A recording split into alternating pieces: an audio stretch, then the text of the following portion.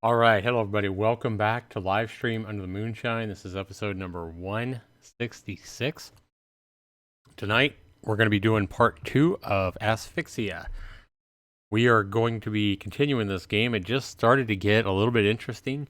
I kind of felt like the first part of Asphyxia drug out a little bit longer than it should have, a little bit too much unnecessary drama. But we're going to go ahead and continue with where we left off. Earlier this morning. So welcome to part 2. For anybody that wants an update, let me try to remember what's been going on besides a lot of crazy drama. We have, I believe they're like 17-year-old girls. They are at a private school. And we have, what was her name? Don't even remember. Samantha. This is Samantha. She is like the protagonist of the story, and she has a best friend named, starts with a B. What is her name? I don't remember. Starts with a B. Anyway, her best friend of like 6 years. She's pretty close to her. Her friend's pretty guarded of her, but she really admires some other friend who's really pretty, named something with an N. I can't even remember. Anyway, we're going to go ahead and load, guys. So anyway, what's going on is they're on a field trip. And the English teacher has just divided them up into groups of kind of people they don't dislike. People aren't getting along real well. There's been a lot of bickering. A lot of drama going on. Nothing really has happened until right before I ended the episode, 2.5 hours this morning. They was so into the drama that they kind of got split up from the rest of the people on the field trip. And now they're kind of out in the countryside stuck. So we're going to find out what happens with them. How's it going, Erickson? Welcome back. All right. So we're going to go ahead and load, guys. We are Georgia. Georgia, this is kind of the she's kind of the bully. She's kind of an instigator and definitely a problem causer. And this here is Samantha's like best friend, a friend of like 6 years here. And so what's recently happened is everybody either didn't bring a phone or lost their phone, or one girl, like her best friend, had used all her phone charge to be texting or calling like some guy she met online and never met him in real life. So they were kind of giving her crap about that. So the only person that actually had a phone was her. And this Georgia girl just found her phone. She snatched it from her hands to, I guess, call the English teacher and find out where they're at or whatever. She snatched her phone from her hand and is talking about how a smartphone or our phones are like they can hold so much private information. So Georgia here just said, oh, we found something interesting. So we're going to find out what interesting drama Georgia's going to come up with from the phone she just snatched from her hands. And again, this is the protagonist, Samantha's best friend here. Her friend of like 6 years. So hopefully this gets better. This is Asphyxia. It's another visual novel. Hello, Big Nate. Welcome. Beep. Welcome back. Fire. Kirby. Welcome back. Karumi. How you doing? Emma. Good to see you again. All right. Shall we go? I'm trying to remember the voices that I had for all these girls. So Georgia takes her phone and says, this is going to be interesting. So she's fixing to throw her under the bus. A lot of these girls do not like each other. There is a strong hatred between some of these girls. Love how she looks like she's wearing freaking like, I don't know. It's pretty sexy look there for being in an all-girl field trip. Who is Edmund? And why have you sent each other so many texts? Uh-oh, she's digging up dirt on her. Roberta, that's her name. You don't just read through my stuff like that. Give that back. And then this is Percy is like her best friend, and they're tight. But Percy is she's kind of a sweet girl. She's a lot cooler than like this girl here. She's just an instigator. So Percy's like, Georgia, this really is too much. See, she's trying to tell her that you shouldn't be snatching her phone from her and then digging up dirt and telling everybody. Georgia, this really is too much. You shouldn't just steal a girl's phone like that. But why? Bobby deserves it. Yeah, they call her Bobby. They call Roberta, they call her Bobby. Bobby deserves it. It's because she's always so uptight. I am uptight because I have to spend time with you, Roberta says. You always try and provoke me. Only because I always get a reaction. You must not be very smart, Bobby, if you don't even know that. Don't try and blame this one on me. This is your fault. Huh. Okay, so here's Samantha, the protagonist, the main star of the story. And she's like, can't you two set your differences aside for once? We need that phone. It's the only way we can call for help. Yeah, because they've been left out here in the countryside on the field trip. Looks like all by themselves. How you doing, Alex? Welcome, man. How you doing? Welcome back, Debs. Oh? Are you getting worried, Sam? I bet you wish Lily were here to hold your hand. Oh, wow. And Samantha's like, that Lillian has nothing to do with this. I don't want to talk about it. Because she hung you out to dry too, huh? Just like she did with Percy. For all she spoke about caring for her fellow classmates, she didn't really make much of an effort to fulfill her promises. Roberta's like, this has nothing to do with Lillian, or Persephone, or the student council. Give me my phone back right now. What if I don't want to give it back? What if I don't want to freeze to death in the middle of the countryside? Hand it over. And Percy's like, come on, Georgia. This is childish, even for you. Samantha's like, I don't want to be wandering around here till it gets dark. It's more dangerous out here than you may think.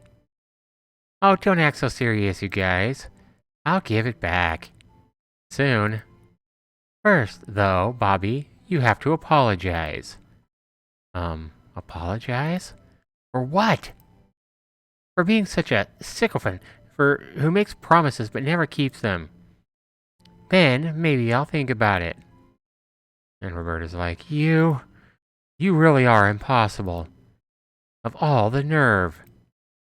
Really? I think you're the one being impossible, Bobby. Stop calling me Bobby. My name is not Bobby.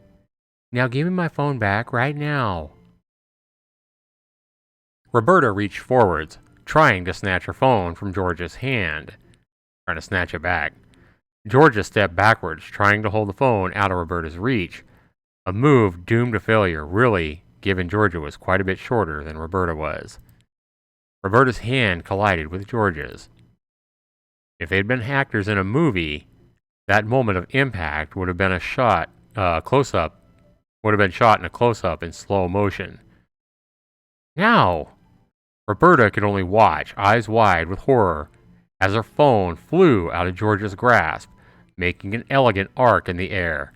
Oh no, it's the only phone they have to get the heck out of here to call the people, and now it's flying through the air. This isn't good. Hey, welcome back, Brookie Bear. Two-tone hair Barbie in the center. Yeah, everybody was knocking King for playing Barbie. I'm not so sure that this is any better as far as masculinity wise. Percy moved forwards, attempting to catch it before it hit the ground, but it was too late. Oh no, the phone's gonna break, isn't it? Percy had always been dreadful at sports. That was the main reason why she had been bullied so terribly in her PE class. She couldn't have caught a ball to save her life. And she certainly would not have caught that phone either, even if it could have potentially saved the lives of 4 people. Yep, like I said, the phone's going to break. The phone hit the floor hard, but not with a thud, as one might have expected. Instead, it landed with an unpleasant squelch. Uh-oh. It was a similar kind of sound that was made when shoes sunk into mud. All 4 girls looked down at the ground. in almost perfect unison. And there lay Roberta's phone, the extension of Roberta's soul, their final link back to civilization, the only sign of the 21st century for miles around. It was resting neatly, almost as though it had been preordained by some greater being, right in the center of a large, dark brown cow. Oh my god, what? A dark brown cow pie. Oh my god, it landed in the poo! That's a little bit funny, actually. It flew in the air and lands in a big fresh pile of cow freaking manure. Great. And Roberta's like, oh, for fuck's sake. I can't even imagine her saying for fuck's sake. Wow. Damn.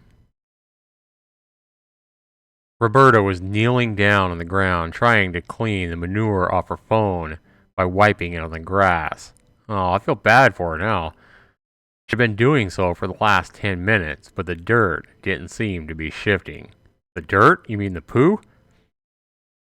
Perhaps if Roberta had not been holding her phone pinched between her thumb and forefinger as though it was something diseased, the process would have been a lot quicker. But who wanted to touch manure? Roberta certainly didn't. Do you think this is going to work? I have no idea. This is somewhat beyond my area of expertise. So, I guess even the great Roberta Southey doesn't know everything, Georgia says. See, she's still just instigating crap. Here she is, she grabbed her phone, she tries to fight to get it back, now it lands in a fresh pile of poo, and instead of Georgia feeling sympathetic or sorry or guilty or anything, she's still just trying to push her buttons. So, I guess even the great Roberta Southey doesn't know everything, hehehe. Roberta got to her feet and glared at Georgia, her face a picture of rage. You know what, Georgia? Oh, no, wait a minute, that's sorry, this is Roberta saying this to Georgia. You know what, Georgia? Why don't you just shut up? This is all your fault, you know. I don't know about that. Is it really? Yes, it is. I would say it's her fault. She's the one who grabbed her phone from her. And you know damn well it is. Can't you even take responsibility for your own actions? But responsibility is such a boring word. Oh my. And here comes Samantha. You two? What? Do you have anything particular insightful that you would care to add to this conversation, Sam? Well, Samantha took a step backwards, her hands behind her back. She'd never seen Roberta look so angry before. The dependable motherly image she had once had of Roberta was slowly beginning to fall away, piece by piece. Oh wow, she's losing like respect for her friend. Damn, cause this biatch made her so damn mad. I just thought it would be best if we didn't argue. Can we assign blame later, but for the moment, that isn't going to get us anywhere. That's true. That's right, Bobby. It's all swings and roundabouts, you know? And what the hell does that mean? Instead of standing around here pointing fingers, we should be doing something productive. Isn't that the mature adult thing to do? Huh. Now you look here, Lady Byron. How can you, of all people, stand there and give me that advice when this is all your fault? Trying to find out who is at fault and who isn't at fault. That's so childish. I expected better of you, Miss Treasurer of the Student Council. I don't need to try and find who's at fault. It's you. You're clearly the one at fault here. Oh my. Trying to vent your frustrations on poor innocent old me. I suppose if I must be the sacrificial lamb to keep the party spirit high, I don't mind. Cut me open and feast on my flesh, if you will. And I hope you choke on your guilt later. Oh boy. Percy comes like, Georgia, I don't think you're helping here. Part of being an adult is admitting to your own mistakes, is it not? Percy tried to interject, but it was all in vain. Georgia didn't even listen to her. Georgia didn't listen to anyone. Roberta says, the only one who should be feeling guilty here is you. Stop trying to act like a martyr, you shameless demon. Oh, you think I'm an evil incarnate? I'm happy that you think so highly of me, Bobby. Indeed, I do. I believe you are the most egotistical, self-centered, selfish, wow, damn, self-centered, selfish, doesn't that kind of mean the same thing? Unrepentant swine I have ever had the misfortune to meet. Huh, wow. Samantha, all right, that's enough. I'm tired of listening to you two argue. Why don't we try to get along for just a moment? We've waited here long enough, and I doubt anybody is going to come back and find us, so we might as well start searching by ourselves. But we don't know where the youth hostel is, and we don't have a map. We might even get more lost. We might, but that's probably better than standing around here fighting, don't you think? Well, since somebody broke my phone, this might be the only recourse we have. Percy comes back in. At least walking will do us some good. I'm so cold I can't feel my toes. Alright, fine. I wanted to stretch my legs anyway. I was getting so bored standing around in the same place. And so the intrepid group of explorers were united under a common goal, to return safely to civilization.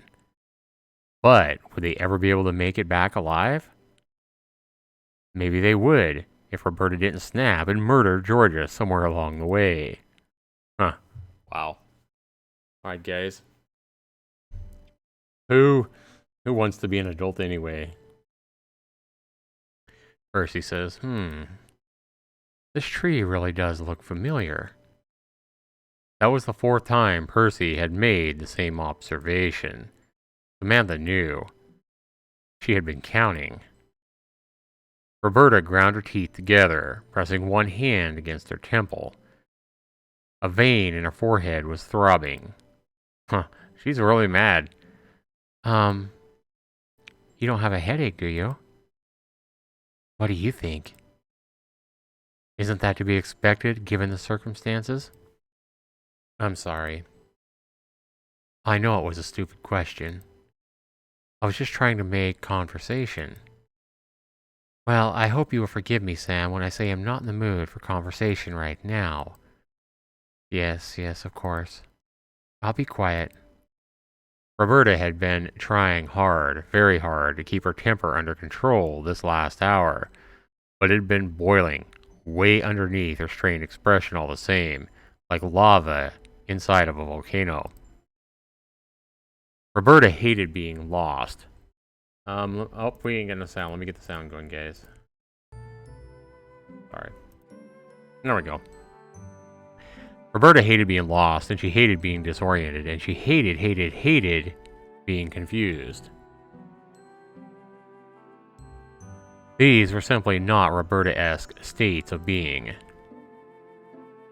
Roberta was a thorough girl who enjoyed bringing order to disorderly things, which was, Samantha often pondered, the main reason Roberta deigned to be her friend. Roberta liked planning things, and she liked making schedules, and above all else, she liked keeping to them. The school trip, unfortunately, had been nothing short of a disaster. Boy, I'll agree. Everything that could have gone wrong and had gone wrong, and it was driving Roberta crazy. And the pressure was building.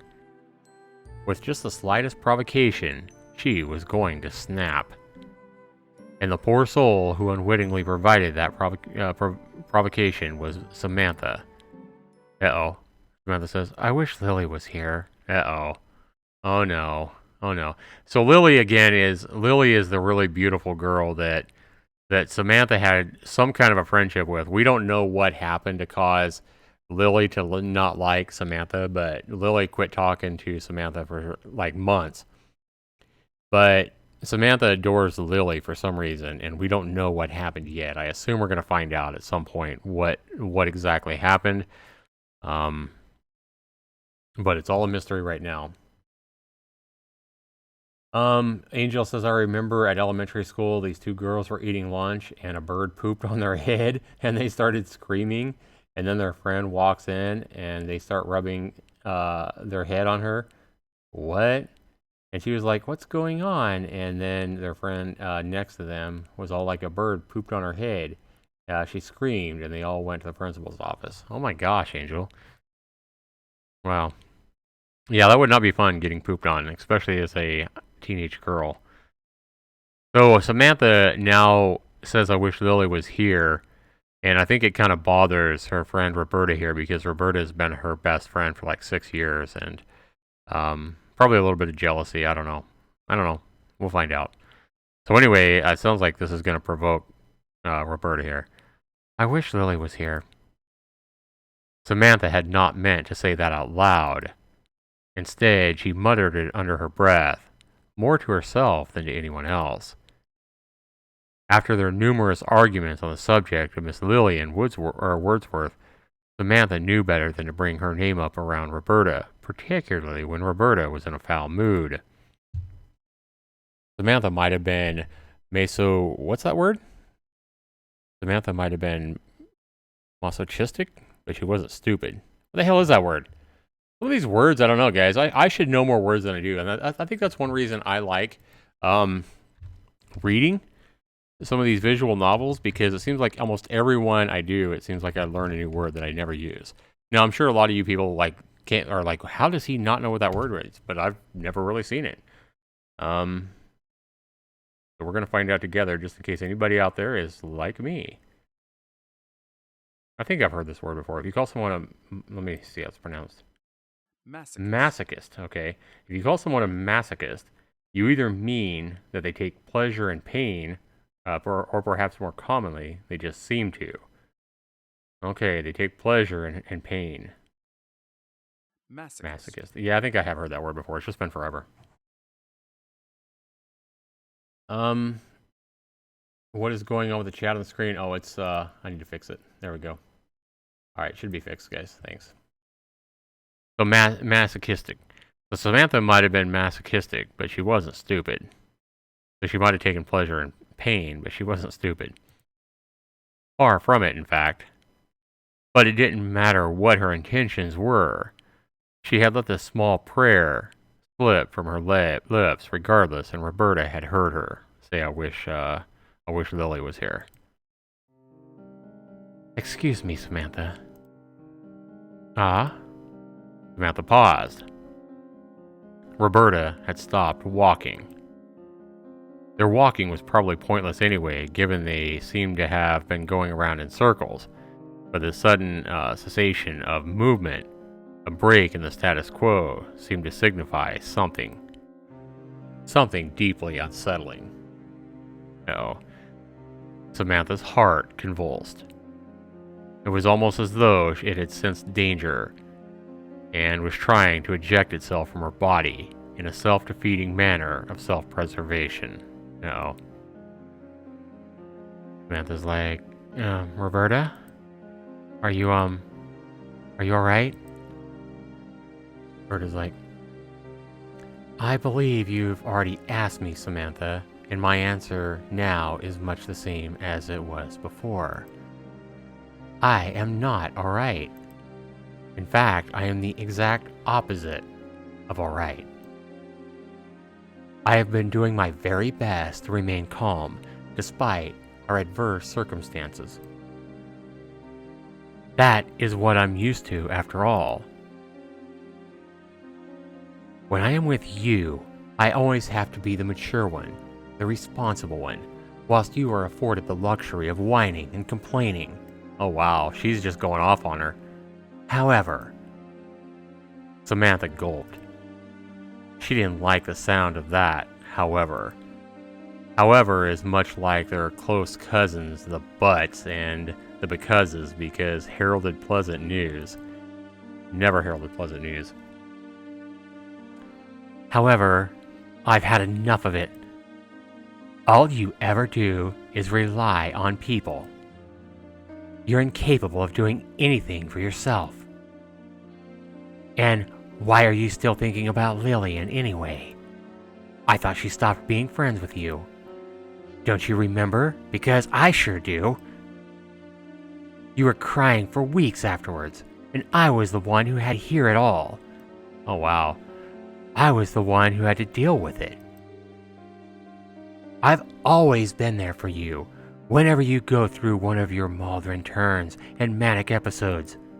No matter how late it is, or how inconvenient, I'm always there to listen to all your worries. Responsible, reliable, Roberta. Wow, she is just letting her have it. The drama has increased big time here. Alright, Brookie Bear, have a good night. See ya. Love you too, girl. Sleep well, girl. Wow, so Roberta is just going off on her, especially about this whole Lillian thing, saying that she was crying for weeks about whatever happened with the two. And she hasn't been friends with this Lily. She wasn't friends with her very long. We do know that. But whatever happened upset Roberta big time. She was crying for weeks, according to Roberta here. And she was the one that had to be there for her as her friend, to console her and everything like that. Because she's the responsible one. So she's just unloading on Roberta, mainly because of her frustration with the biatch. Responsible, reliable Roberta. Well, now I see that I'm also irrelevant, Roberta. Oh, wow. Wow, she's hurting. She's hurting. She's letting out the pain in her, for sure. Enough, though. I put so much effort into our friendship, and you still don't appreciate it. You never think about me. Ever.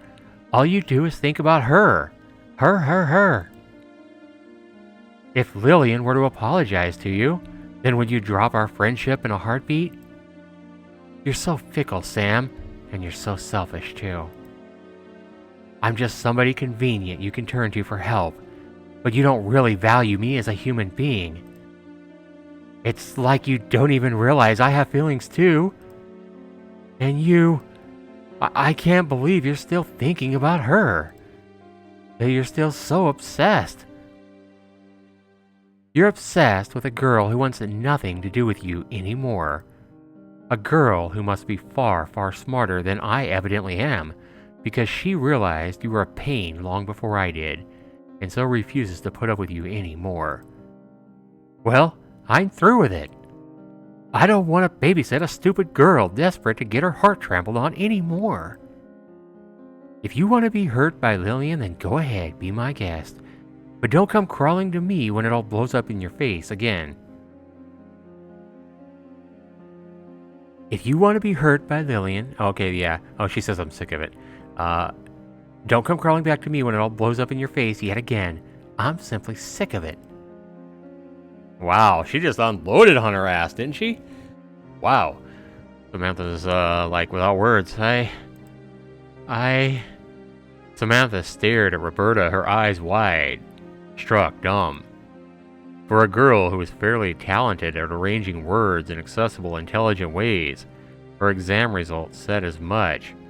Samantha couldn't say a word. How could she possibly respond to that? Every single one of Roberta's barbed comments hit home, tipped with an exquisite kind of poison which burned a hole through Samantha's already damaged ego. Damn!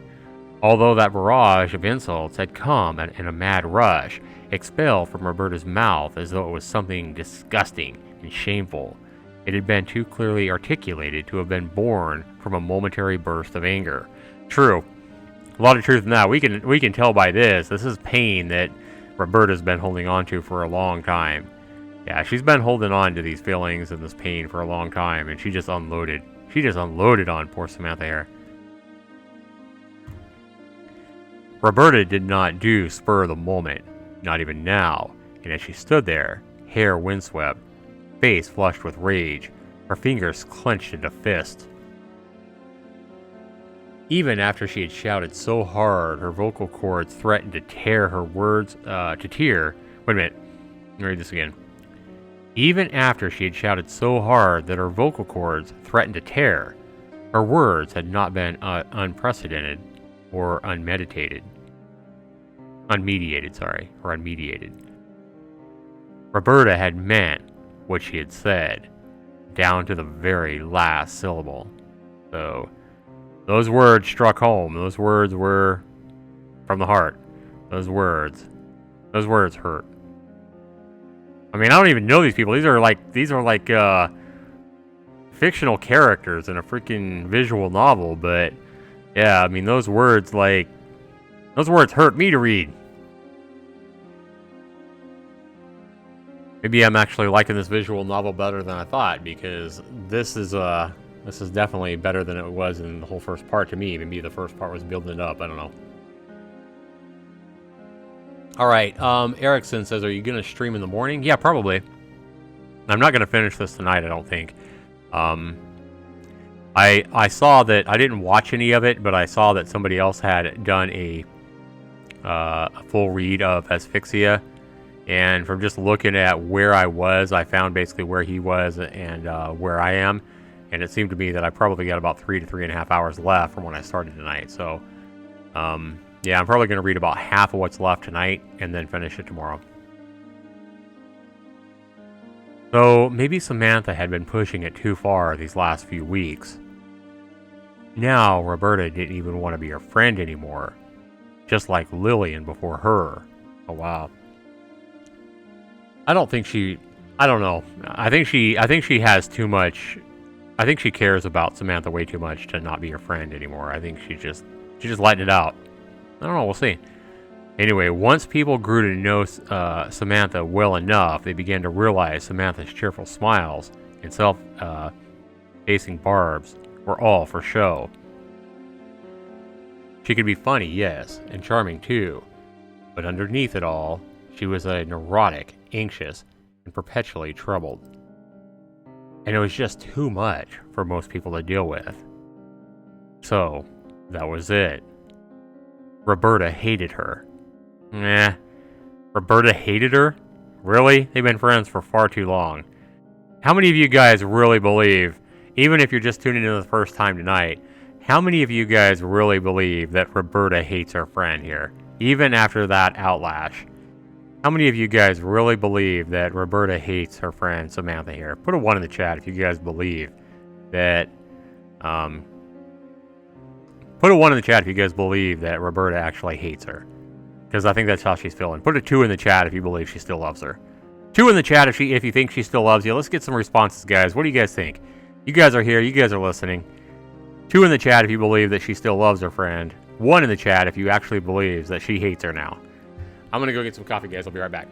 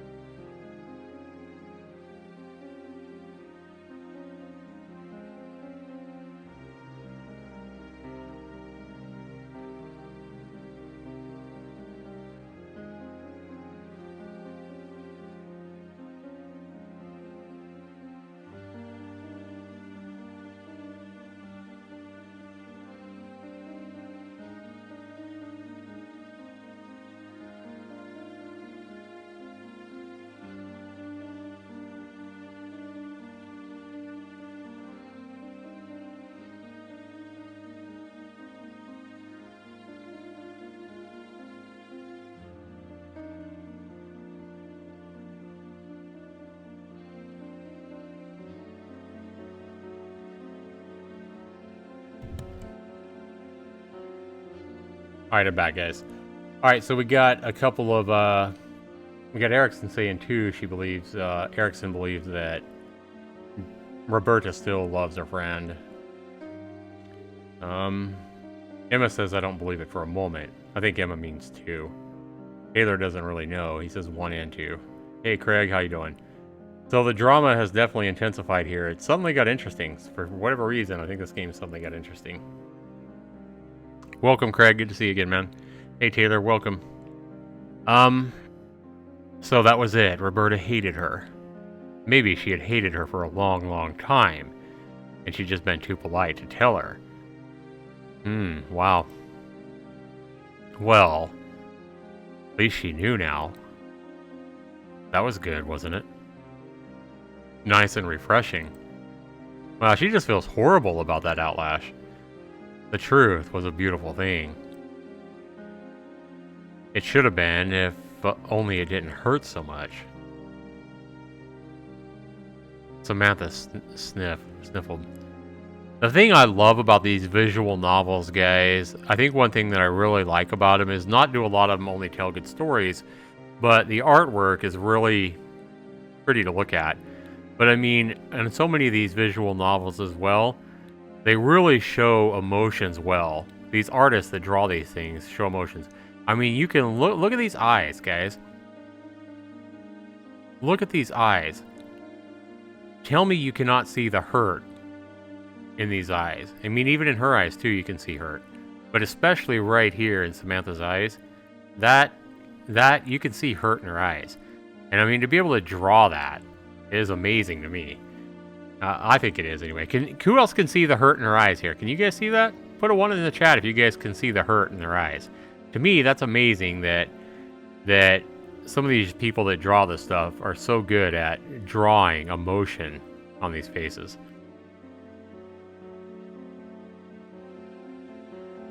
So Samantha sniffled. Erickson, if this visual novel continues to get, I'll probably be finishing this visual novel sometime in the morning. Yeah, or tomorrow, sometime tomorrow anyway.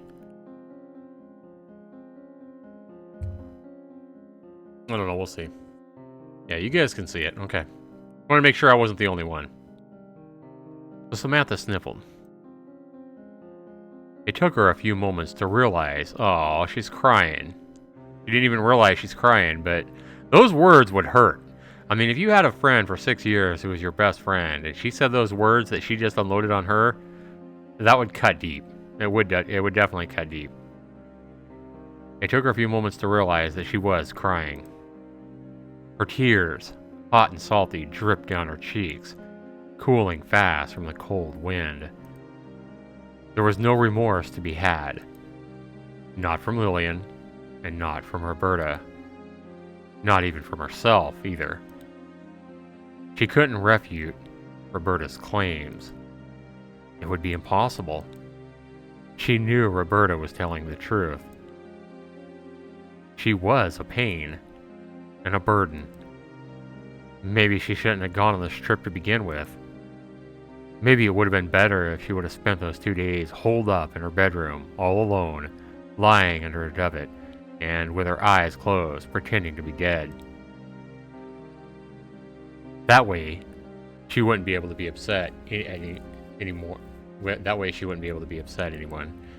So, this was for the best, right?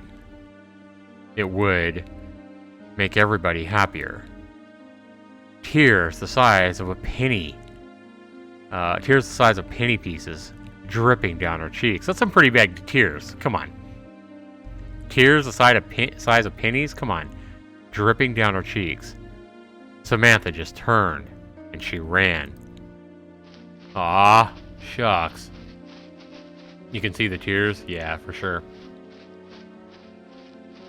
She didn't know where she was going, but hell, that was fine.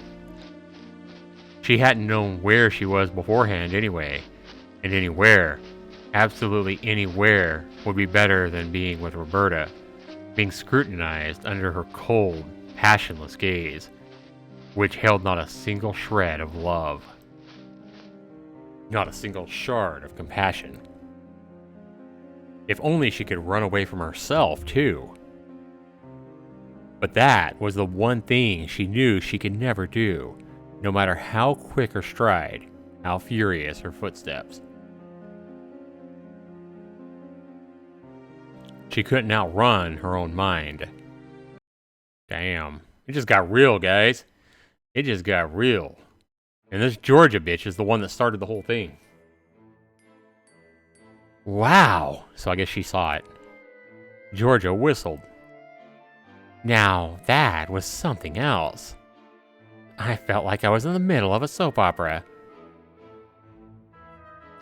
Roberta trembled, her face white. She had already said things, horrible things, that she couldn't take back. It hadn't been because she was mad at Samantha, not really. Although it was true, these lingering resentments that had been building up, unchecked, within her for quite some time. Yeah, I pretty much already said that. This is stuff that she's been holding on to for a long time. Resentment she'd been building up and unchecked within her for some time, like cobwebs in an old abandoned house. Although Samantha had been grating on Roberta's patience, and Roberta had been meaning to have a serious talk with the other girl for a while now, this had undoubtedly been a bad time to hold that discussion. Particularly when it had not been a discussion so much as a one-sided verbal assault, which Samantha had been incapable of dealing with. Roberta sighed, running one hand through her hair. She hadn't ever lost her temper like that, or she hadn't lost her temper like that in a long, long while. And now, Samantha was gone. She had run away, and Roberta had no idea where she was. If we find out she's hung herself from a tree or drowned in a lake, I guess we'll all know who to blame. Oh my god. Wow. What the fuck? Really, Georgia? Really? See what I mean about this guy being just an instigating bitch? I mean, this story's pretty good because it's already making me hate this freaking... Yeah, I already hate her. Wow. Yeah, these girls really are nasty to each other, but to say that now? If we find out she's hung herself from a tree or drowned in a lake, I guess we'll all know who to blame. Wow. Yeah, that wow moment. This is getting intense, guys. This is getting intense. The drama here, I'm telling you. Wow. So to say that is, yeah, that's just like the totally wrong thing to say at this time. I mean, you can't, that's just, I don't know. If this was, if Roberta here was a crushed flower right now, then Georgia just came in with a bulldozer and ran over this crushed flower with a bulldozer with those words. Percy and I are witnesses. Wow. So now gonna put the guilt on her tenfold, saying if she's hung herself from a tree or drowned in a lake, I guess we all know who to blame, and Percy and I are witnesses. I am hoping that her friend Percy comes in and slaps the shit out of her. That's what I'm hoping. Hate is a strong word. Yeah. Come on, Percy, come slap the hell out of your friend. Or maybe Roberta. Maybe we need Roberta to slap her. Somebody needs to slap the shit out of Georgia here. Oh, Percy came in. That isn't funny, Georgia. Roberta's shoulders tensed. Don't be ridiculous. She isn't going to die. You say that, but Samantha is kind of pathetic, don't you think? She's the kind of girl who would probably drown herself in 2 feet of water. Roberta winced. Cruel though her words were, Georgia did actually have a point. Samantha had never been the most resilient person. Don't feel too bad, though, Bobby. She keeps calling her Bobby, too. That's what I'm talking about, provoking her. She's already said, quit calling me Bobby. That's not my name. And she just continues to call her Bobby. Don't feel too bad, though, Bobby. If she really does die, she'll probably thank you for it. Oh, my God. This bitch just needs to shut the hell up. Emma's like, I'll slap her. Yay, Emma. Yeah, things you just... wow. Hasn't she been depressed for a long, long time? Percy comes in and says, hard to tell, given she makes so many jokes about it. But I don't think she's a very happy person. Ah, then this is just fine. Samantha is obviously too much of a coward to kill herself without a push in the right direction. So you did her a real favor there, Bobby. Again, throwing the guilt at her, making her think awful thoughts. Wow. Percy's like, Georgia? Roberta had held a hand to her mouth. She looked as though she was going to be sick. Please don't say that. I feel terrible. It's no use getting a conscience now, Bobby. What's done is done. You can't change the past. Oh, God. Roberta moaned, burying her head in her hands. Why did Georgia have to sound so gleeful? Her tastes really were macabre. Well, a pause. I don't understand how you feel, Bobby. I could be pretty horrible sometimes, but I suppose I have to give credit where credit is due, even to you. Taking care of Sam day in and day out, must be quite a chore. Yeah, why does she keep calling her Bobby? No, I don't play FPS games, Taylor. Yeah, Bobby's a boy name. She's trying to provoke her. I mean, as if she's not already upset enough. She just keeps poking the needle at her. Taking care of Sam day in and day out must be quite a chore. I hardly even know the girl, and she annoys me whenever I see her. And Percy's like, everybody annoys you, Georgia. True.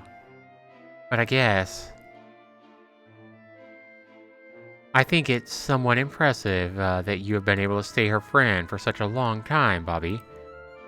And it's kind of cool seeing you get all worked up like that. I've never heard you shout like that before. For a moment, you actually sounded passionate. And look what good it caused. Passion only causes problems. Yeah, perhaps, but life would be far less enjoyable without it.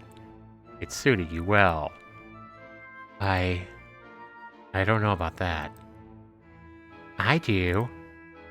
Take my word for it. I do not give compliments easy.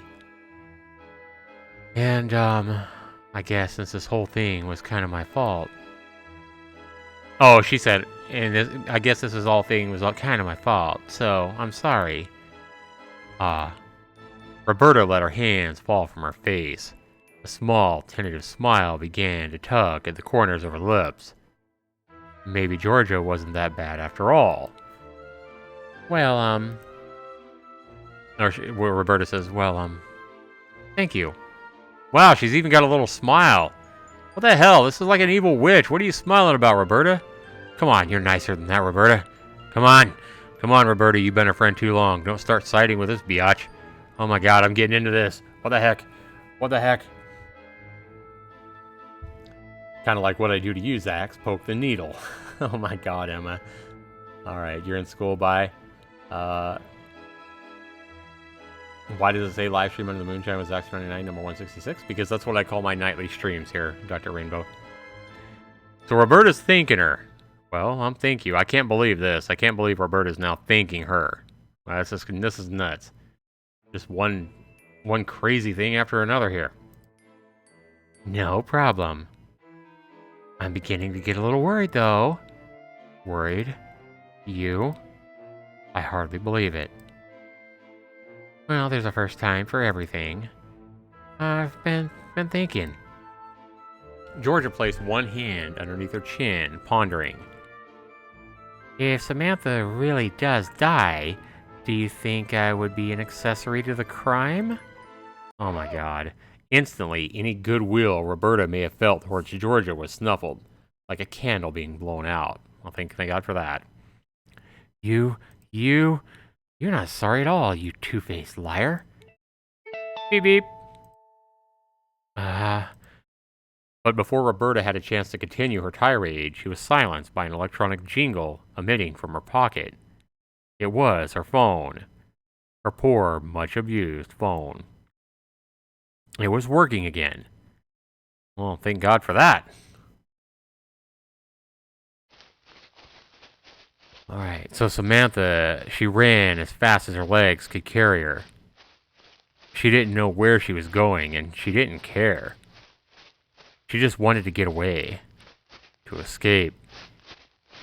But what she really wanted to escape from, she could never leave. She wanted to escape from herself.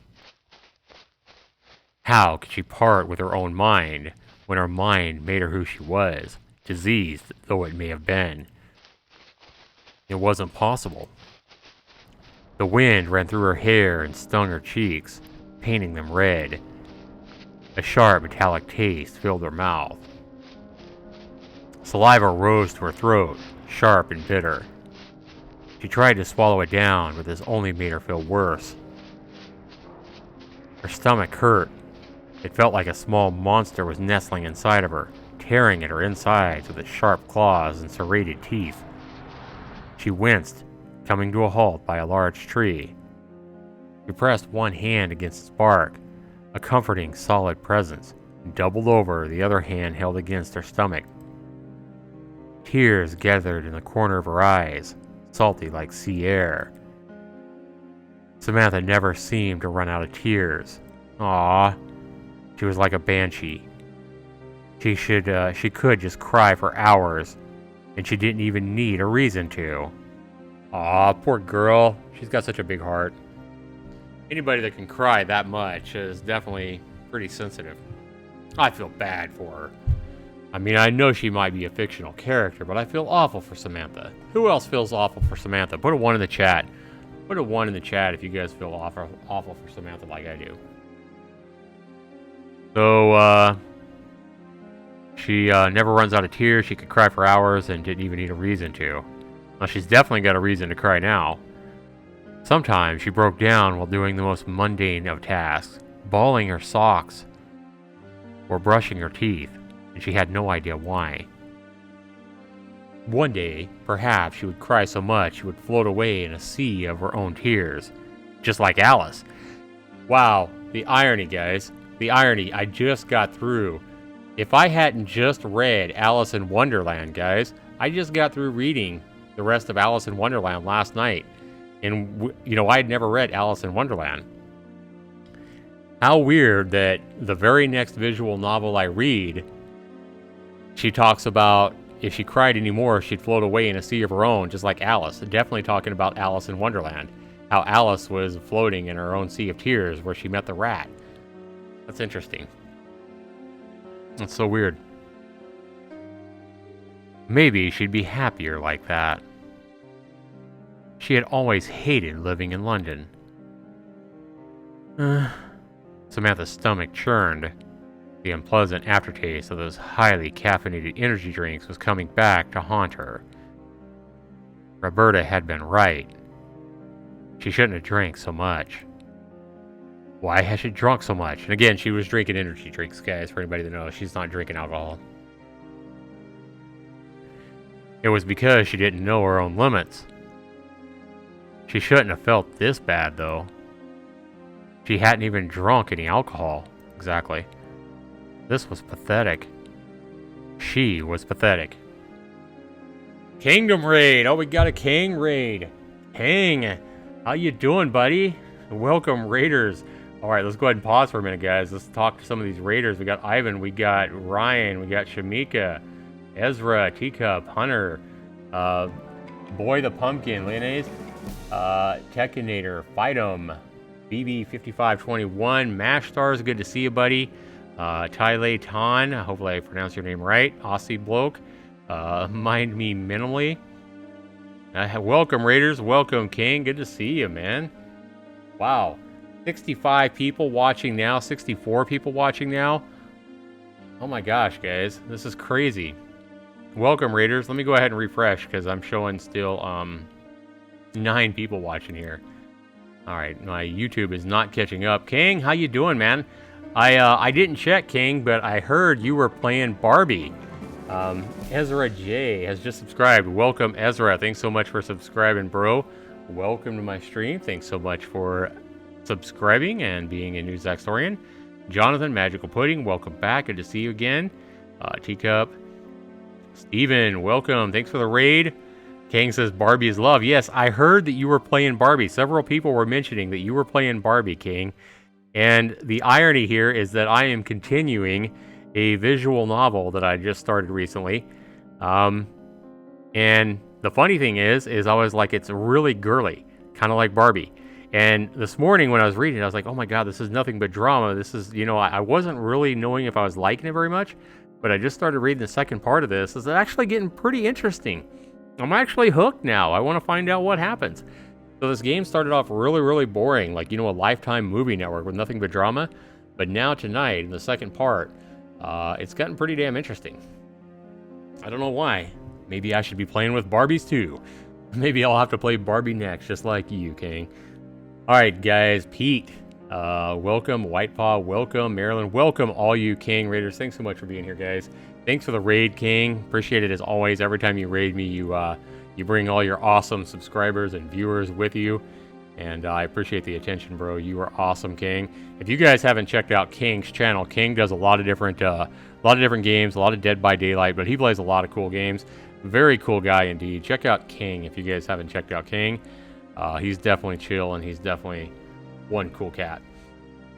So, yeah, I've read a lot of good visual novels. Young Rebel Royalty, who says I love visual novels. This one is about some girls that are going to an all girls school, and from what I get it, I think they're about 17 years old. They're on a field trip, and it's been nothing but drama. They've been squabbling at each other. We don't know exactly what all happened, but this main character, the protagonist here, is named Samantha. Her best friend for like 6 years just let her have it. I mean, she just like stabbed her heart out with some very piercing words. And she ran away on her, and she talks about how she cries a lot. She's obviously really sensitive, but her friend just let her have it. Something about how she's always a pain, and she always just uses her for, every time she's in pain, she doesn't give a damn about her friend, and she's just been using her, and yeah, it's been pretty good. So I would definitely go back and watch part 1 of this, guys. It does start off pretty boring, and you might think, oh my God, this is petty bullshit, but it actually gets pretty good in part 2 here that I'm doing. So definitely recommend either clicking the link below in Steam, go buying it for yourself, reading it for yourself, or go back and watch my playthrough of this. Joshua Johnson, thanks so much for subscribing. Welcome those of you that are coming over and subscribing. Welcome, guys. Thanks so much for becoming a Zaxtorian. Tell the truth, Zax. We commented on how feminine you were, like Barbie. Emma, be quiet now. Hey, Curtis, how you doing, man? Good to see you, buddy. Curtis has been a long-time subscriber as well. He's an awesome guy, an awesome moderator of mine. Thanks, Joshua, for coming over. Visionary, welcome. Good to see you. I think I said hi to a lot of you guys, but if you're out there and I didn't say hello to you, thanks so much for being here, and a warm welcome to you. But anyway, yeah, her friend just let her have it with some piercing words. This girl obviously had some kind of a short friendship with some girl that she really, really likes. Like, she's a really beautiful girl. And something happened with that friendship. We don't know what happened with it. But evidently it caused our protagonist here, Samantha, to be crying for days. And she basically cried on her best friend's shoulder. And her best friend, she mentioned her again right now. She's like, I wonder where Lily is. And her best friend named Roberta just let her have it, saying, I've been there for you for 6 years. I've been there for you the whole time. And all you can do is think about this Lily. And this Lily doesn't want anything to do with you. Now I'm done with you too. Because you're basically a pain in the ass. That's basically what was happened, but the way she put it was a lot more hurtful. Yeah, it was pretty dramatic. So anyway, she's talking about how pathetic she is because she always cries, and she's about to break down again, I think. So this was pathetic. She was pathetic. No wonder Georgia made fun of her. Now, Georgia's like an instigator and like a really evil bitch that's here as well. No wonder Georgia made fun of her. No wonder Roberta got mad at her. No wonder Lillian hated her. Oh man, she's feeling awful right now. Everybody hates her, she feels like. New tears began to drip down Samantha's cheeks. Her stomach hurt. She couldn't breathe. Oh, this is why it's called asphyxia, I guess. Is she having a panic attack? Maybe it was because she was going to be sick, and she didn't want to be. She didn't have to be. She was stronger than that. She was. Wasn't she? Probably not. Her throat burned. Her mouth kept filling with bile despite her efforts to swallow it back down. She leant her body against the nearby tree trunk, pressing her hand against it hard for support, and her palms hurt. Had she scratched it against the tree? Maybe she was bleeding. She didn't know. What she did know, however, is that approximately 5 seconds later, she was sick. Horribly, painfully, seemingly endlessly sick, and she vomited everything she had eaten over the last 8 hours onto the ground. Thankfully, what she had eaten did not constitute very much. Her vomit was clear. They're describing the vomit. Her vomit was clear, almost entirely liquid, but it still burned her throat when it comes up. Guys, I hate that. Have you guys ever been sick and you feel that burn come through your throat? God, I hate that. I mean, not only does bile really stink, but I can totally feel where she's coming from. It's talking about how that, man, vomit does burn your throat like freaking acid when it comes up. It's nasty for sure. Oh well, I think we've all been there. Never mind. She had experienced worse. Samantha wiped her chin with the back of her arm and straightened up, or at least she attempted to. The moment she did, she was attacked by a sudden spell of dizziness that almost knocked her off her feet. Maybe she should have gotten more sleep last night. Why hadn't she gotten more sleep? Samantha liked sleeping. It was one of her favorite states of being. But getting to sleep had been hard lately. Being Samantha in general was hard, but these last 3 months have been more painful than most. Samantha sniffed and wiped her eyes. They felt red and raw, and rubbing them only made them hurt. Where was she, anyway?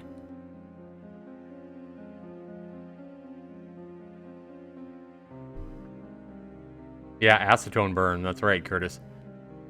You know who else cries for days? You do, Zax, every time we play Dead by Daylight.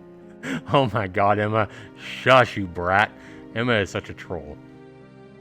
Definitely nobody needs to be on Team Emma. Nobody on Team Emma. But one thing I was talking about, guys, earlier before all you Raiders came in, if any of you Raiders are still here, one thing I like about these visual novels is not only do a lot of them tell an interesting or good story, but the artwork. I mean, even though it's still pictures and it's not, 3D graphics that move or whatever, some of these images that go along with these stories are very, very beautiful, to be honest with you. But not only that, they tend to, just like this one, it shows the hurt. I mean, whoever drew this is amazing at showing emotion in a face. I mean, you can see that she's crying. You can see she's hurting. And I do like that. I mean, and if you look at the rest of the picture, it's really pretty. I mean, it's like art. The trees in the fall, you can tell it's autumn. You can tell it's cold. Yeah, I really do like the artwork in a lot of these visual novels. So anyway, she's wondering where she's at, because she just ran forever after her friend lashed out at her. She peeked out from behind the trunk of a tree she'd been leaning against and examined her surroundings. It didn't really make much difference. The land was so nondescript, with its broken line of rolling hills, as it had been 10 minutes ago. Samantha had been lost then, and she was still lost now.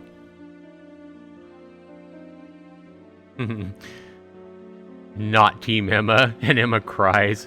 Oh my god, she calls me the troll as well. How you doing, Basher? Welcome back. So Samantha had been lost then, but she was still lost now. She had no idea where she was. Beyond the large tree trunk, the boughs still stripped bare from the winter, she could see a lake. The surface was dark and murky like black tea inside of a teacup. The wind whistled over the top of the water, making it ripple, and it was soothing. It was pretty. Other people may have deemed the sight decidedly unremarkable and walked on, but Samantha had always found these visions of nature comforting. Maybe it was because of her childhood. It reminded her of home, the peace and quiet of the countryside, the absence of all other human life. It made her feel like an explorer on a newly discovered alien planet. She far preferred it out here.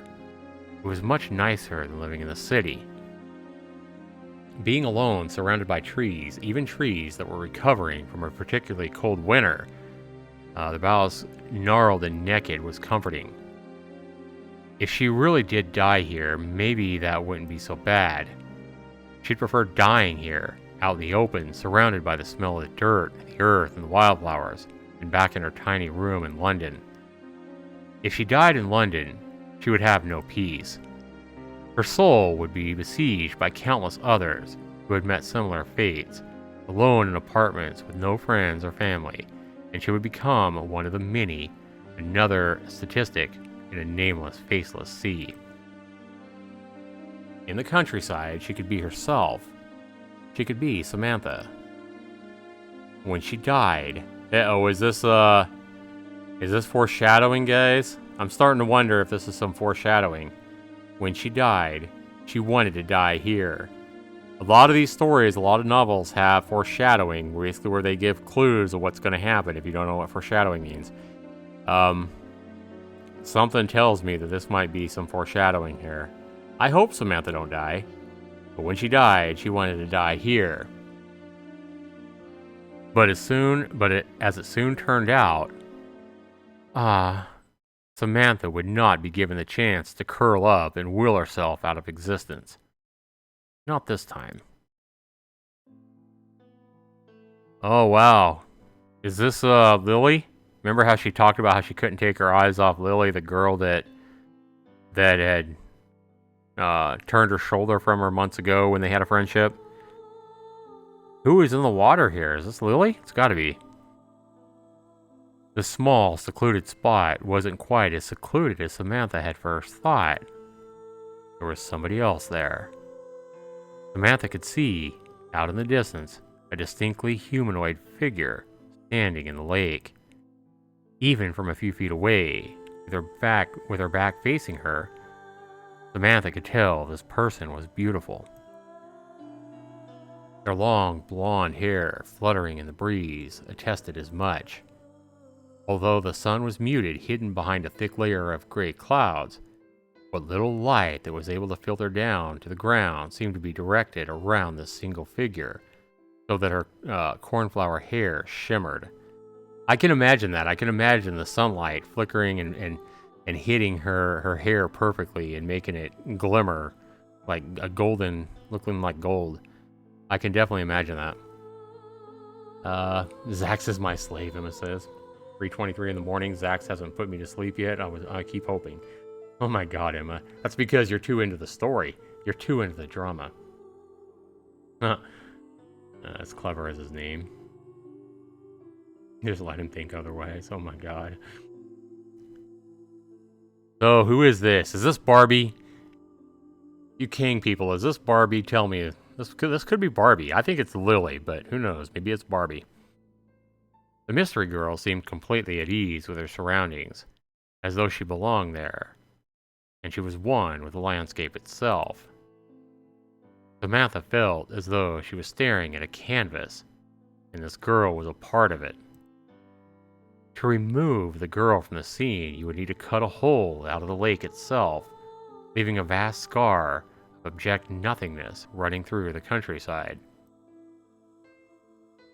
Samantha did wonder, though, what kind of person would paddle in the middle of a freezing lake in early March? That's true. Why would she be in the water? Wow, is she hallucinating? Is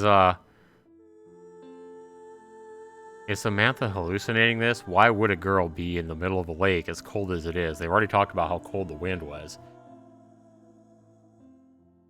Wouldn't she catch a cold? It didn't seem very sensible. Maybe then this beautiful girl was not a human girl at all. Maybe she was a fairy, or perhaps an elf. Perhaps a magical creature descended to Earth from an enchanted sylvan kingdom. Samantha stood there, staring, watching. Her heart hammered painfully inside of her chest, and it threatening to splinter her ribs. Was it just her imagination? Or was her heart beating far, far too loud? What if the mystery girl heard her? What would happen then? I can hear the heartbeat. Would she cast a spell on her? Bewitch her? If so, it was too late. Samantha was already enchanted. Maybe the beating of her heart really had been that loud after all. The girl out in the lake lifted her head suddenly, like a rabbit alerted to the sound of an approaching predator. As if in slow motion, she turned. All of a sudden, with a gasp of recognition, Samantha realized. She realized something she should have realized a long time ago, as soon as she stumbled upon this apparition paddling in the lake. This was no fairy. Of course, it wasn't a fairy. It was, instead, somebody that Samantha knew rather well. The long blonde hair should have given it away. Though she so often wore her hair tied up, Samantha had forgotten what it looked like loose around her shoulders like this. It was, unmistakably, without a shadow of a doubt, none other than Lillian Wordsworth. Wow, I called it, guys. Let me go ahead and save here, guys, because I accidentally hit the right button. Want to overwrite your save? Yes. Well, I called it. It was Lillian. I am really proud, Zax. I think we should donate to Hooked on Phonics in your name. Quiet, Emma. So it was Lillian. Here she is. That's what she sees of her like, not her hair down. Samantha's like, well, this is nice. Lillian's like, I suppose so. Lillian had tied her blonde hair up once more, and was now wearing the rest of her St. Mary's uniform, which she had previously folded beneath a tree before she went paddling. Unlike Samantha, Lillian was a sensible person. Of course she would have ensured her pinafore and cardigan didn't get wet. Samantha would have expected nothing else. The two girls were sat beneath a tree a few yards away from the one Samantha had initially paused at, which Samantha was glad for. Samantha didn't want Lillian realizing just how sick she had been before she had stumbled across her. Yeah, remember there's a pile of bile there somewhere. She threw up. Ew. That would be incredibly embarrassing, and wouldn't be the best way for making a fresh first impression. It was so unfair. Lillian got a return to Samantha's life as a vision of loveliness, an indistinct figure, almost like a will-o-wisp, a haunting magical creature, too breathtaking to be considered truly human.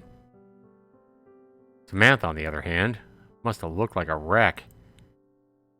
She had just been sick, even though she had tried to wipe the evidence away from her mouth with the back of her hand, and her eyes were red and puffy, making obvious to anybody with an ounce of common sense that she'd been crying. Her short hair, snipped by her own inexpert fingers, had never felt more ridiculously, embarrassingly exposing. Lillian always did tell her she was easy to read, so transparent her skin might as well have been see-through. Samantha never tried to argue the point because she knew Lillian was right. Samantha very rarely tried to hide her true feelings. She didn't have the knack for it. Lillian, on the other hand, had always been more removed, her small smiles carefully constructed. Lillian never came to class late, and she always remembered to brush her hair, and she wore her school uniform with precision. She could almost be termed, so much precision, she could almost be termed as a living work of art. The gulf between the two girls had never felt as pronounced as it did right now. No wonder Lillian had stopped being her friend. They really were polar opposites, weren't they? Well, Samantha blinked shyly, searching for something to say, but the words could not come. Why couldn't she think of anything to say? She was usually really good, able to talk. It was true her skills had been getting a little rusty through disuse lately, but surely she had one or two interesting ideas knocking around inside of her skull. Wasn't she supposed to be intelligent? Not a genius by any stretch of the imagination, but she was not like Lillian, but at least competently clever. She had read Kant and understood most of it too. What cause did she have for concern anyway? Her previous conversation with Lillian had gone well, even if it lasted a little more than a minute. She should try to calm down, take a deep breath, and gather whatever wit she still had about her. She could do this. And she would do this. It sure is a coincidence seeing you here. Lillian's reply was cool and concise, quite unlike Samantha's. Not really. Well, I just didn't expect it. But we came here on the same school trip, Lillian says. It was inevitable we would run into each other again at some point. I suppose so. But you're not in my study group, so I thought I wouldn't get the chance. Actually, something suddenly occurred to Samantha. Where is the rest of your group? You didn't get lost too, did you? And even as she said it, Samantha knew it was a very foolish question. Lillian Woodsworth did not get lost. She always knew exactly where she was at all times. It was one of her many mysterious talents. No, I'm not lost. I simply went off on my own for a while. But why? Sigh. Because I had the misfortune of being in a group with one of the most irritating people I know. Samantha says, even more irritating than me? Lillian couldn't help but smile at this comment, as much as she tried to maintain her carefully distant expression. Although Samantha could be an incredibly irritating person when she put her mind to it, and she was more than capable of accomplishing this task even when she did not, there was no denying she could be amusing company sometimes. On occasions. Yes. Far more irritating than you. I can hardly believe such a person exists, but it is true. Samantha giggled. You weren't grouped with De Quincey, were you? The one and the same. How did you guess? Well, you said somebody more irritating than me, which instantly narrows down the list of potential suspects. And as Georgia was in my group, antagonizing Roberta, it could not have been her. Dear God. De Quincey must be in pain even if you realize it, Sam. She can be quite intense at times. Lillian exhaled heavily, holding a hand to her forehead. Intense isn't the right word. She's utterly infuriating. She follows me around like a golden retriever everywhere I go. She keeps taking photos, too. Oh my god. Stalker! Wow. I guess streamers really like you, Zax. Yeah, I get rated quite a bit. Fortunate for that. Don't feel his head basher. That he. Yeah, that's kind of a fake laugh, right, Hunter? I'm trying here, I'm trying. So, Lillian's talking about how, now we've met De Quincey before. She was the one that was crying over a video game character on her handheld device on the bus. And she thought, our hero here thought that she was crying over a lost family member. So now we find out that De Quincey is also following Lillian around like a little puppy dog and even taking pictures of her as well. That's a little bit creepy. I'm surprised she hasn't asked for a blood sample yet. or a hair from my head. Maybe she takes them when you're asleep, then writes them in her blog. Huh.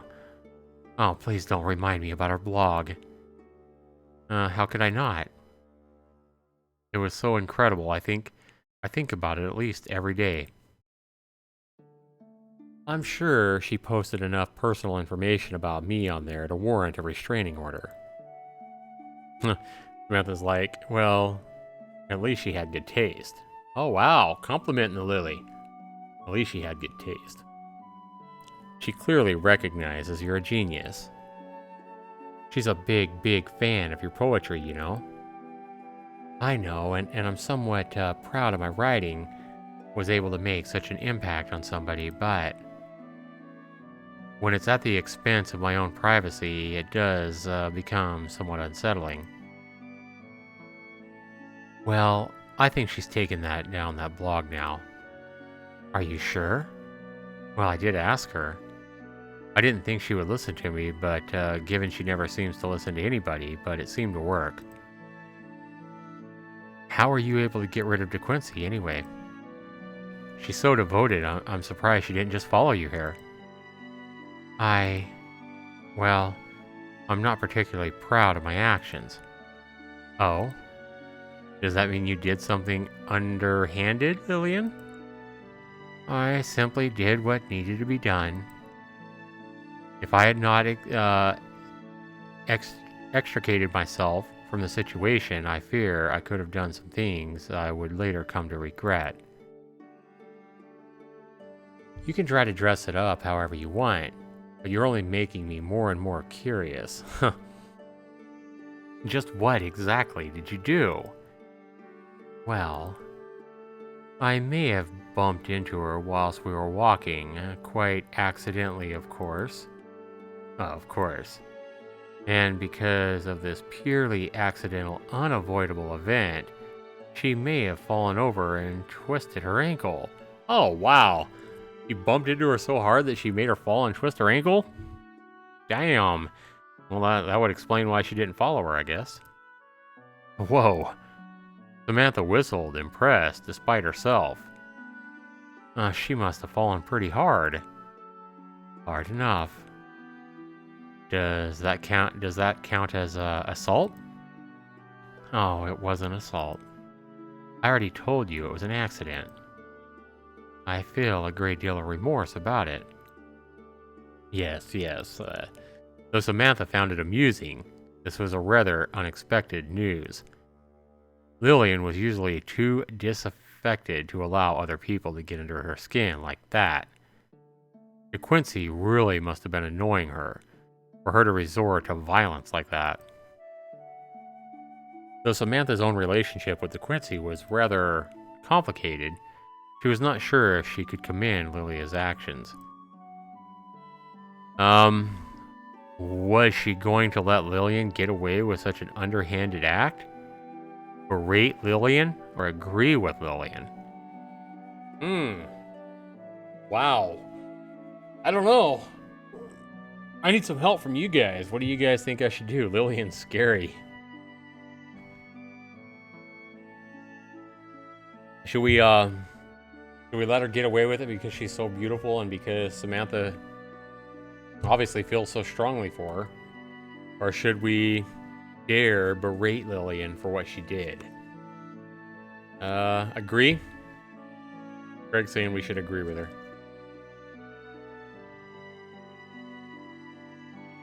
We should be understanding that she knocked into her accidentally on purpose. I guess agree. I don't know. All right, we'll go with that, guys.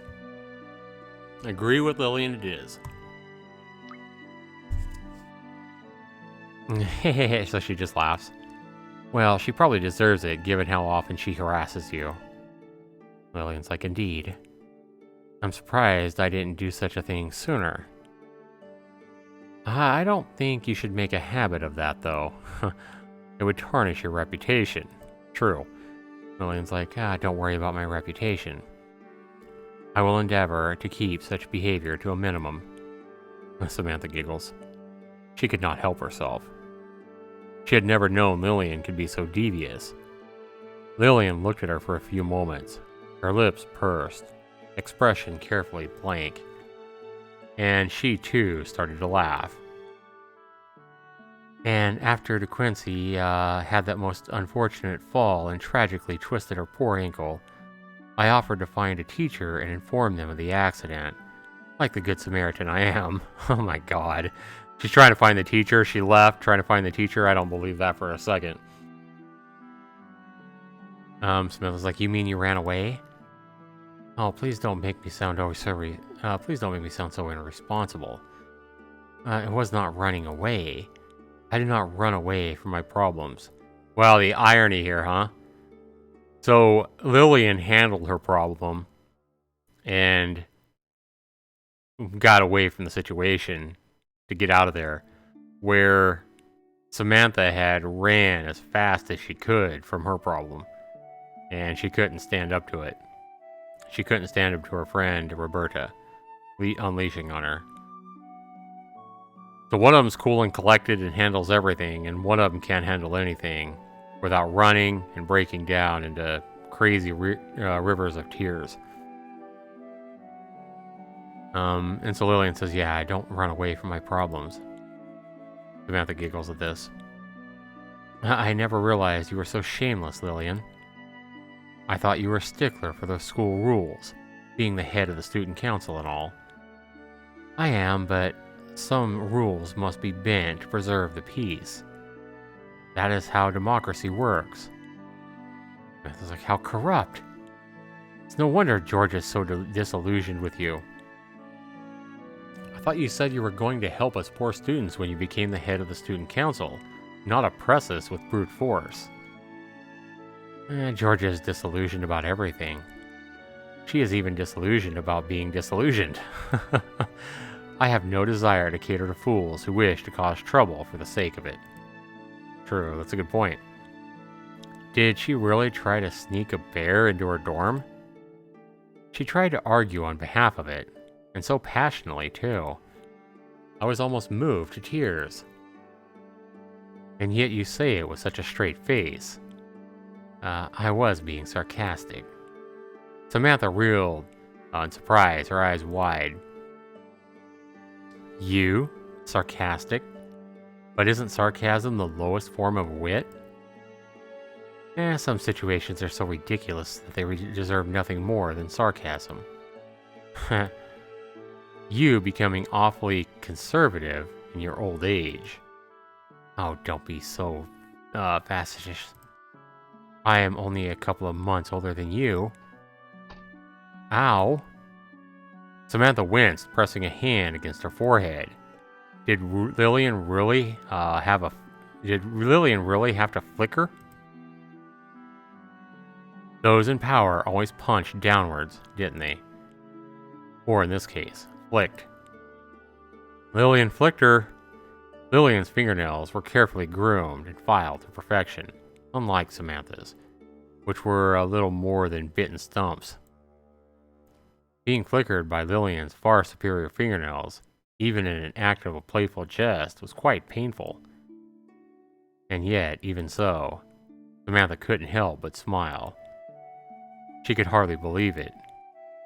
She was actually talking to Lillian. They were having a conversation, and they were getting along with each other. This only served to confirm things in Samantha's head.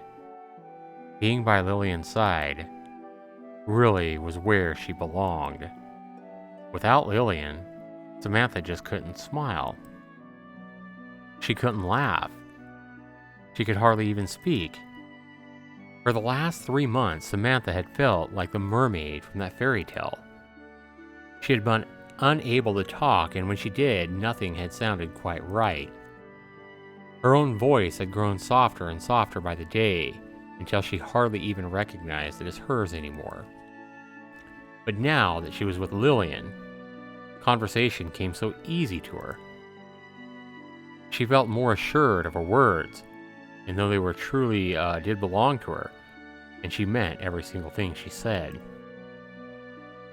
She had found her voice again. Being with Lillian, it gave her a purpose. It made her happy. Ah, Samantha blinked. Her eyes felt wet. Was she crying again? Oh no, Lillian. I mean, no, Samantha, don't cry. Lillian frowned, leaning in just a little closer to her once dearest friend. Lillian says, Sam? What is it? I am... Samantha sniffed, wiping her tears with the back of her arm. She had cried so much today, she was beginning to feel like a prune, distinctly, desiccated, all dried out. Her throat was sore as well.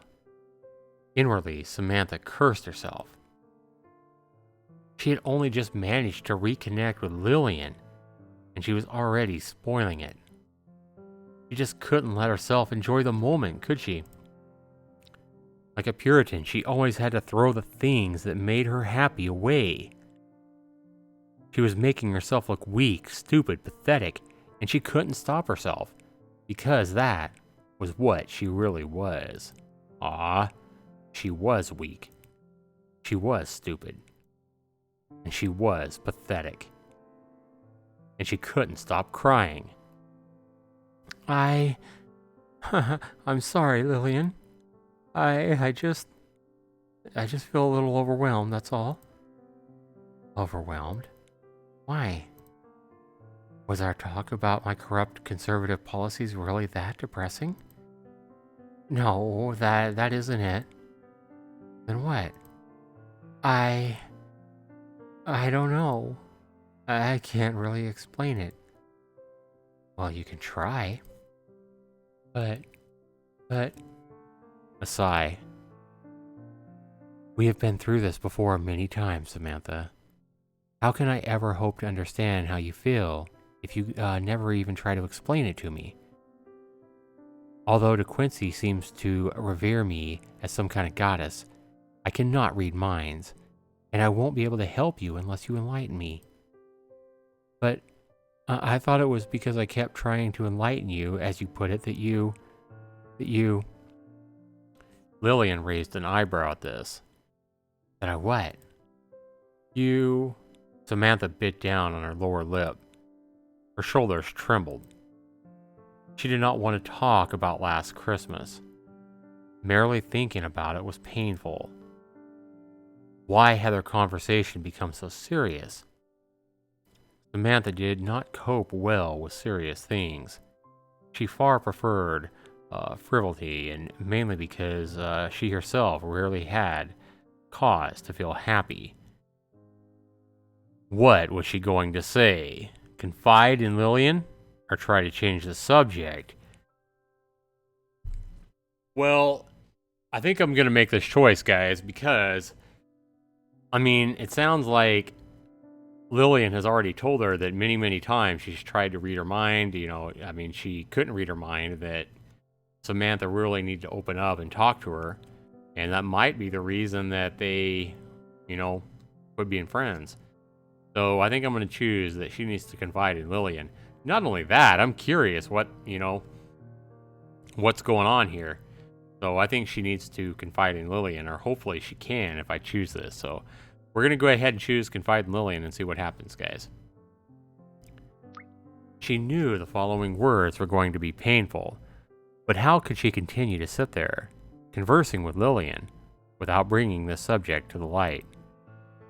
It was inevitable that it would come to the surface eventually, for Samantha had thought it was almost incessantly ever since Christmas. Alright guys, right here on this cliffhanger, before Samantha reveals what's almost made her burst into tears again, we're going to stop right here, guys, and we're going to finish this probably tomorrow in video number 3, part 3 of 3. We're going to wrap this whole thing up tomorrow. Asphyxia. We'll find out what's going on with Samantha. Maybe get some light on what happened with these two. And we're going to find out what happens with the rest of the story. We're going to finish it tomorrow. Alright guys, I want to thank you guys for being here. All you guys for hanging tough. Hopefully you guys enjoyed my playthrough of Asphyxia Part 2. And hopefully you guys will be here tomorrow when I conclude it. Yeah, good stopping point, guys, because this is going to make you guys tune back in to me tomorrow. Or if you can't be here tomorrow when I do live stream it, remember, guys, I'll leave all my live streams up on my channel, so you guys will be able to go in and watch it whenever it's convenient time for you. So, we gave Zax points away earlier today, Craig. Unfortunately, you weren't here, bud. What time will you stream tomorrow? I'm not sure yet. Probably around, I'm guessing around maybe 11 a.m. Eastern. Yeah, I'll probably try to do this around 11 a.m. Eastern, maybe a little bit later. Depends on when I get up. But we'll definitely finish this tomorrow. Again, if you guys missed the live stream, make sure you check it out, guys, if you guys are interested in what happens. What games do I play? I play a lot of indie games. I like doing visual novels like this. A lot of Dead by Daylight. That's the big one that I play a lot of, Dubs. A lot of Dead by Daylight. As you scroll through the videos that I've done in the past, you'll get a good idea of what kind of games I like to play. All right, guys. Thanks so much for being here with me. We're going to go ahead and save this. And we're going to finish this tomorrow in part 3. Thanks, everybody. We'll see you tomorrow. You guys all have a great night or a great rest of your day wherever you are in this world. Take care, everybody. Have a good one.